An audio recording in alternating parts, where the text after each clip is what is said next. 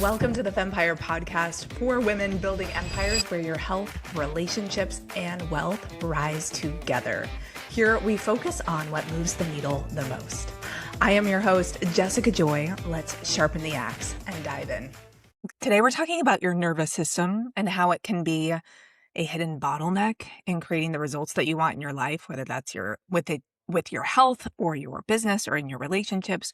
Or it can become a superpower. And the way we can do this is by developing a skill set around our nervous system. And our culture just doesn't do this for women, right? So I'm going to be sharing my 3 nervous system tools that can help you shift your state. And I'm sharing this because as I've been coaching hundreds of women, there will definitely be seasons where the nervous system blocks them taking action with the protocols that they know. It's like, I know I need to get my workout. I know I need to eat this healthy food and prep it.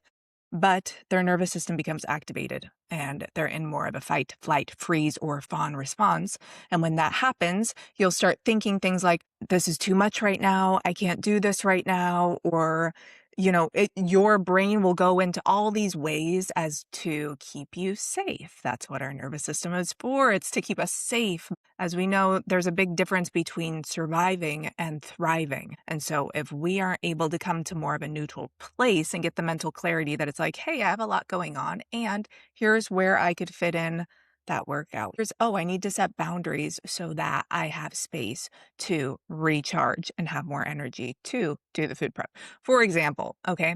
And I will say all the women that I've seen crush it in, whether it's in all the business coaching that I've done or it's with our clients, they have a way of keeping their body in a more neutral state and keeping their power. And I've talked about having an internal locus of control. I would say they definitely have that. And the better you get at not just regulating your nervous system, but operating from a powerful, relaxed state where you're just moving swiftly, watch out. It becomes a superpower. And I've seen it with all the successful women that I know, and I've seen it in my own life. Be in that state. Easier everything is, the faster everything goes, the better results I get.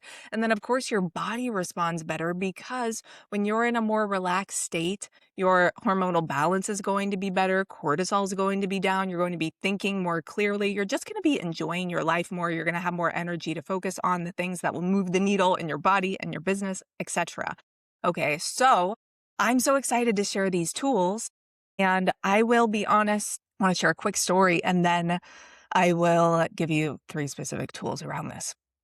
So building my business, I started it from nothing, and it was just a deep knowing that I could, and a deep knowing that I had something to share, and I wanted to coach women, and I wanted to empower them around their health and I had tried for a couple of years, and I had honestly gone in the hole, like hiring coaches, trying to figure it out.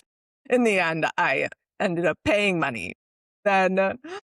But I still knew I could do it. And so there was a summer 7 years ago that my husband and I both decided to burn the boats. And he knew he could get his business going. I knew I could. And I reached out to my parents and I said, hey, Mom and Dad, can I come stay with you with the kids? I know I can get my business to work. I just need a runway. I need a summer. And then Chad ended up staying in California for a few months where he had to live in a car with our dog. I won't go into the story. He was supposed to be living in a converted van RV, but it didn't work out. So he had to get really scrappy. Anyway, so here I am at my parents' house. I hired a coach that I'm like, if I can learn what that coach coaches, I could have a successful business. I just knew. And I was right. I had done my research, but let me get to the point of this story. But I will never forget how much anxiety I had. For the first time in my life, I'd never experienced so much tightness in my chest and my heart rate just like. So I remember in the morning, I would take my kids to the park with my dogs and I would push them on the swings and sometimes skip them under dogs. And my heart would just be like, and then I'm like, okay, kids are taken care of, dogs, kids are fed. And then I would go shift my state. I would take care of my nervous system. So I would work out and then I would meditate. So I think the combination of movement and meditation can be one of the skills, the tools in your toolbox to support your nervous system. From there, I could get to a neutral. And then that helps when you are trying to lead a business. You need to be, the more relaxed and in your power you can be, the better everything goes.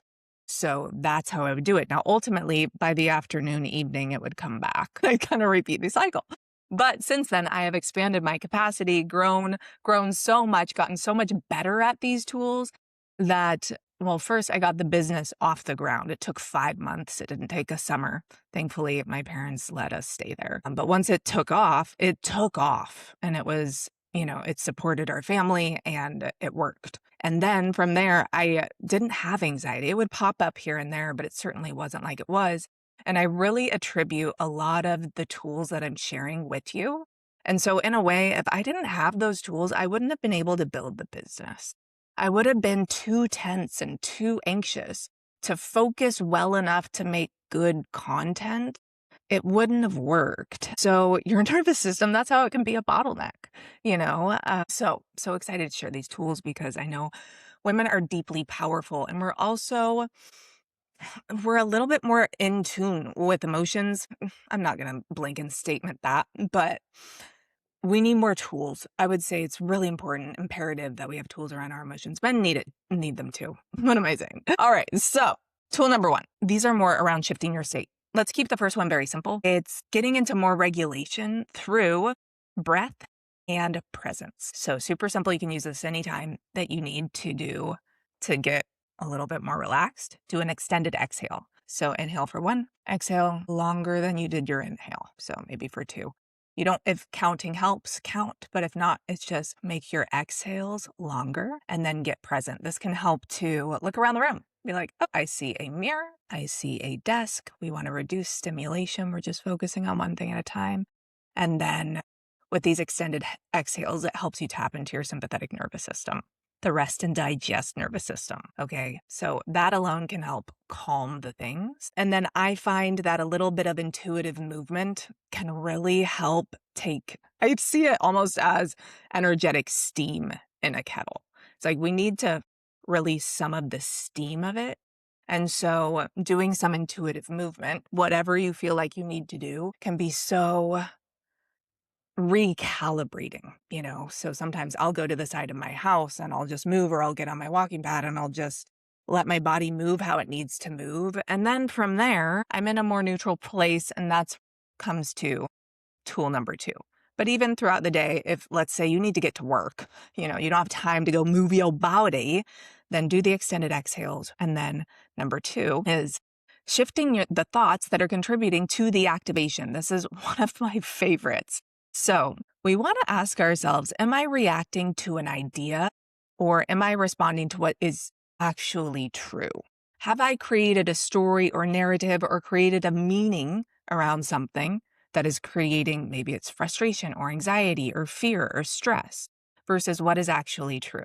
So this common things are around finances. We have this fear that we're going to run out, right? But deep down, is that actually true? Are we responding to what's actually true, or are we just ruminating on this idea? I choose to believe I have enough. I've always had enough, and I'll always have enough. And even that, I believe, is true. Like, I will. So I don't have to fall into processing scarcity-based thought around finances. And I'm not saying our finances are in the most fabulous place. I'm not like bougie Betty over here. So will that change? Yes.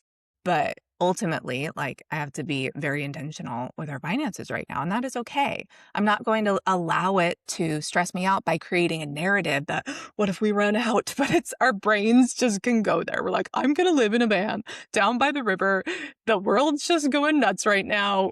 It's apocalyptic. We're going to be living in tents, and it's going to be, who knows where we can go. But is that narrative actually true? I find that the ones that activate your nervous system like this aren't rooted in truth. Okay. Another example could be maybe something happened and somebody did something and you interpreted it as them being really rude, really mean. And then you could, just because you're creating that meaning around it, that's going to activate your nervous system.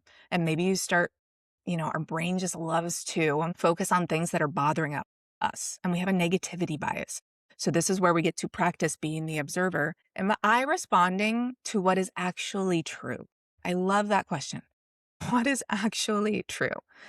And perhaps you realize, I think they were just in a rush and they were trying to be brief, but it came across as rude. Like, what story are we creating? Our thoughts are so powerful with how they make us feel. And we can truly choose a different meaning and have a different feeling. Now, I'm all about processing emotions, but if you're processing something that isn't actually true, isn't it better to actually get to the truth first? And then if, for example, that has some activation in your nervous system, process that. Yeah. Exactly. I call it unbothering yourself, and I practice it all the time. And this is why I put this as number 2, because sometimes we start with the physical. Sometimes we just need to release and move some of the energy out and let some of the steam out. Cool. De-escalate. And then from there, we can become the observer of, okay, is this actually true? What meaning have I created? Or do I want to keep focusing on this? Okay. And I always channel my mind to, okay, what's in my power? What's actually true? How do I want to feel? I want to feel in a state of gratitude and ease and like I'm being intentional with my energy. My energy is my focus, is my power. And I will tune in often to this if I'm feeling antsy or I'm feeling frustrated. Interesting. I'm experiencing this. What am I focusing on that is creating this type of activation? Is that actually true, or do I want to continue looking at it this way? And then you can release it. And sometimes that's where you need a little bit more I love to just get my body into it and literally just imagine like releasing the energy out of my space and bringing in what I want. Okay. So slow down the thoughts, breathe, extended exhale, become the observer. And then, is this actually true? I did this week where all of a sudden I clicked into overwhelm. Like I was getting a lot done. And then all of a sudden several messages came in and my body goes overwhelm. And I did the extended exhales. Is this true? I could choose to be overwhelmed, or I could look at just what do I need to prioritize and knock things out one by one. And then I did. It's like, cool. I don't need to operate from overwhelm. I just need to observe, get more to neutral, choose the meaning I want to create that supports a very neutral, relaxed state. And then from there, I have a lot more clarity to operate intentionally. All right. Sometimes I will do meditation in this phase, and I call it taking off the backpacks. It's like sometimes you have several tabs open. Okay, it's not just one thing. You're like, this needs to get done, crap, and you're like, I will take off the backpacks and I'll just be like, okay, I'm focusing on this. What is actually true? What meaning do I want to create? And then let that go. And then I just take it all off. And before you know it, I feel so much lighter. Okay, now, one thing I do want to share before I go to step 3 is, let's say you shift the thought and there's still some processing to do. Like the time I talked about a couple podcasts ago where my husband's business partners just totally locked him out of his business. And did I say ultimately, like, I trusted it and I knew this is for us. Ultimately,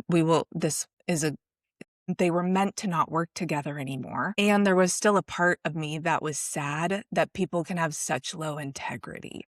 And I'm like, okay, is that actually true? Yeah, it is true. And it's, I was fortunate enough to be raised in such a good home with good morals and good values. And so I just can't even imagine.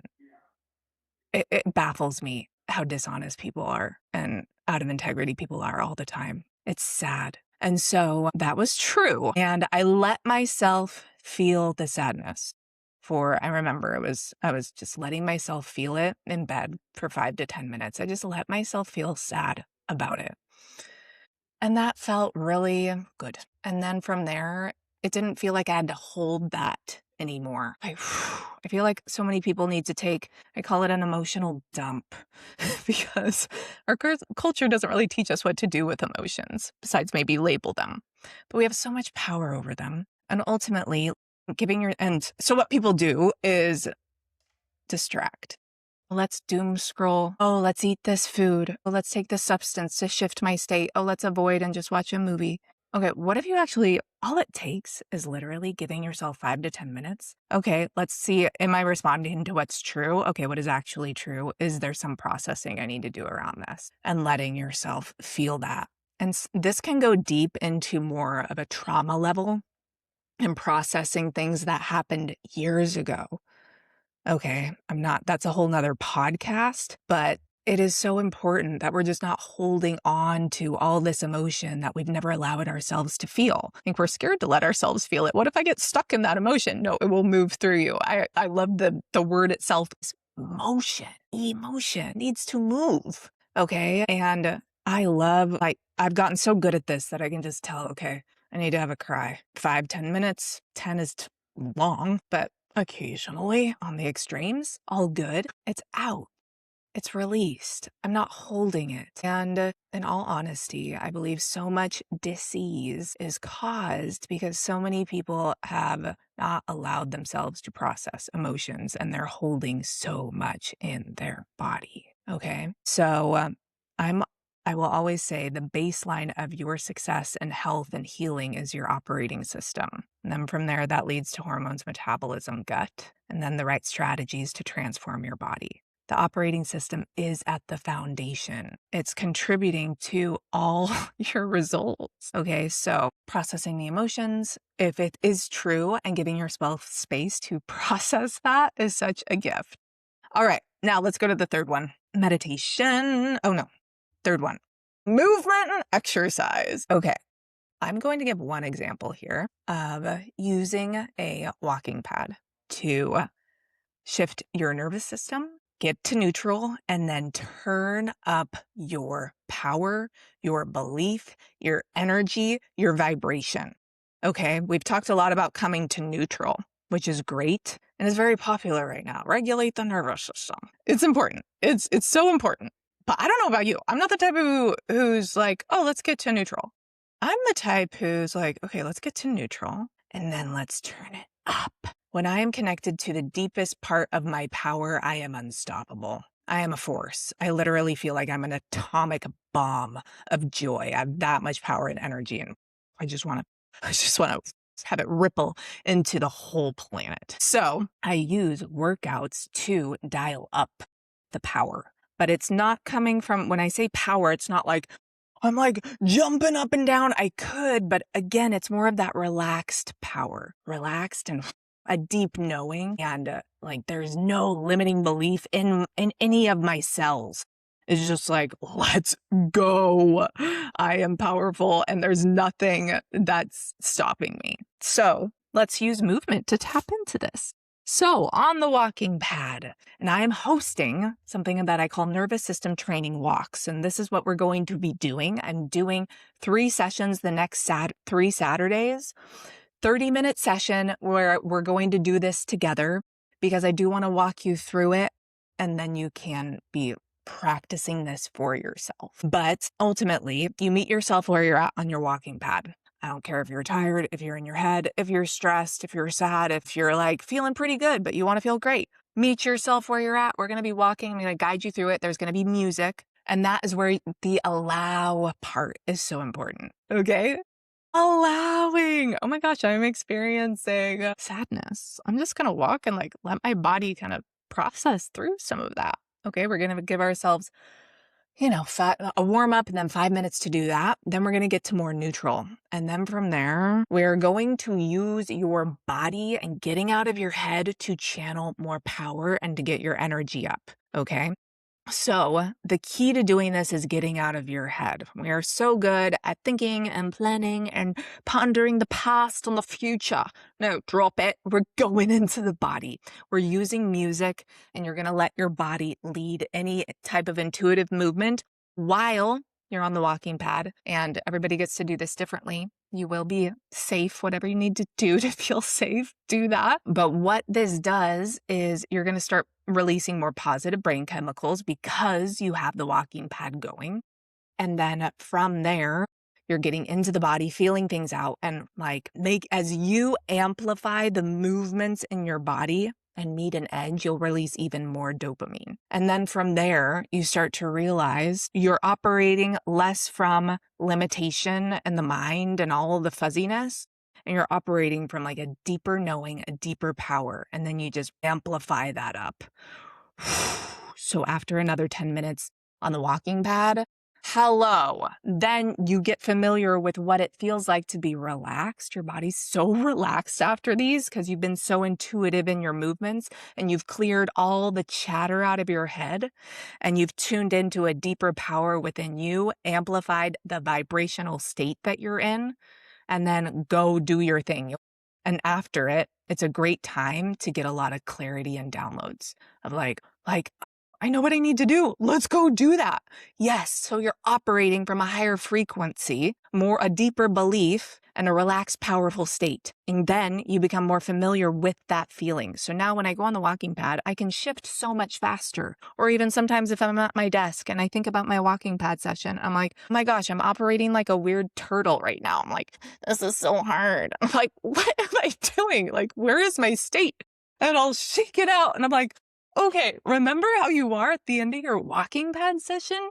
Tap into her. Let's freaking go. And so that is why I call them nervous system training walks. Okay, we're training our nervous system and our body to allow emotion, process, and then bring in a relaxed, powerful state. And then you can train your body to that.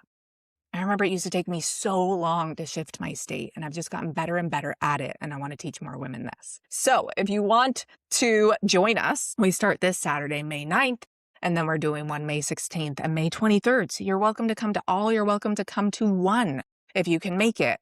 And there will be recordings. So even if you can't be live, just do this.